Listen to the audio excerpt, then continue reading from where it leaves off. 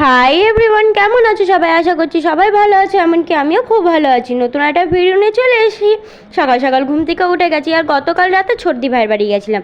ছর্দি ভাইয়ের বাড়ি এমনি যায়নি, আমাদের পুরনো বাড়িতে নেমন্তন্ন ছিল। কাকারা সবাই আমাকে নেমন্তন্ন করেছিল, এর জন্য গেছিলাম। আর সকালবেলা স্নান টান করে নিয়েছি, কারণ ওখানে যেতে হবে। আর এই যে আমি রেডি হয়ে গেছি, আর আমরা 3জন যাব, মা, আমি, ছর্দি ভাই, আর ছোটটাও যাবে। আর এই টোটো কাকুটা আমাদের কাছ থেকে ভাড়া বেশি নেবে বলছিল, এর জন্য ছর্দি ভাই কথা বলছিল। তারপরে আমরা টোটোতে উঠেও গেলাম। উঠে যাওয়ার পরে আমাকে আর আমার শাশুড়ি মাকে কেমন লাগছে সবাই একটু বলবে। আর আজকে এত গরম পড়েছিল কি আর বলবো। কথা বলতে বলতে বাড়ির সামনেও চলে আসলাম। বাড়ির সামনে আমার কাকা শ্বশুর দাঁড়িয়েছিল। এই যে কাকা শ্বশুর ওখান থেকে ছুটে চলে এসছে। আমাদের সাথে কথাবার্তা বলার পরে আমাদের যে এখানটা, আগে এখানেই থাকতাম কিন্তু এখন আর এখানে থাকা হয় না। তারপরে সবার সাথে কথাবার্তা বলার পরে খেতে বসে গেছিলাম। আর আমার কাকি শাশুড়ি না খুব সুন্দর রান্না করে। আর আজকে এত পরিমাণের খেতে বসে আমরা ঝামেলা করেছি কি বলবো।